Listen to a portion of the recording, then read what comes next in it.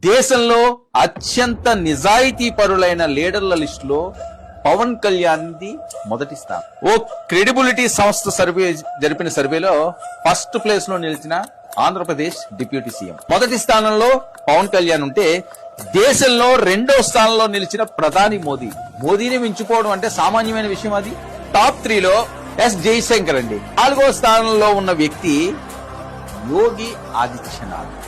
చూడండి, వీళ్ళందరినీ మీద పై స్థానంలోనే ఉన్నాడు పవన్ కళ్యాణ్.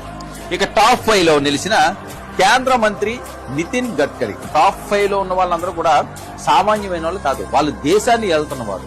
వాళ్ళందరినీ కంటే ఎత్తుకి ఎదిగిపోయారు. మోదీ గారిని, యోగి ఆదిత్యనాథ్ని, గడ్కరీని, జైశంకర్ని, వీళ్ళందరినీ దాటుకుంటూ పవన్ కళ్యాణ్ దూసుకుపోతున్నాడంటే ఇదిరా పవన్ అంటే అంటూ నిరూపించుకున్నాడు. నెంబర్ 1 స్థానంలో తనదైన ముద్ర వేసుకున్నాడు. ఎంత ఎదిగినా ఒదిగి ఉండే తత్వం ఆ పవన్ కళ్యాణ్. అందుకే ఆయన జనసేనాని అయ్యాడు. ప్రతి ఒక్కరి గుండెల్లోనూ చిరస్థాయిగా నిలిచిపోతున్నారు.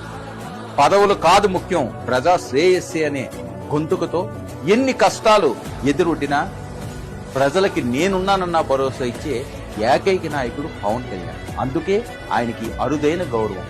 నెంబర్ 1 పవన్ కళ్యాణ్. పవన్ అంటే ఇదేరా.